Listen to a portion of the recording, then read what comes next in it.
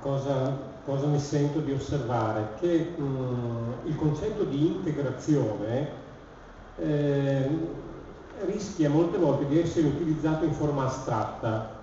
Se noi osserviamo, il professor Bernardi, non so se concordi con me, se osserviamo quella che è stata la nostra storia di 100 anni di emigrazione, noi troviamo migliaia di situazioni diverse, di dinamiche particolari, a seconda delle epoche storiche e dei luoghi nei quali i nostri emigrati sono andati.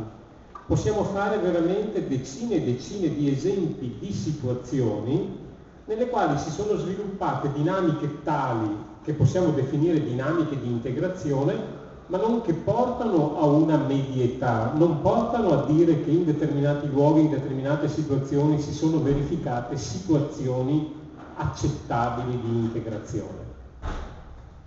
E questo mi pare una cosa importante, perché rischiamo altrimenti di ragionare sempre in termini astratti, in termini concettuali e non in termini storici.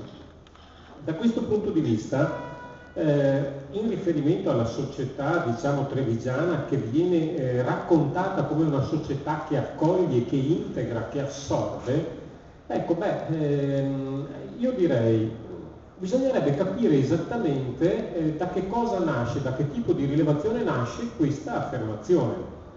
Io ho l'impressione, è un'impressione, quindi non mi baso su studi, eventualmente se lei, professor Bernardi, ha degli elementi mi può dare delle indicazioni.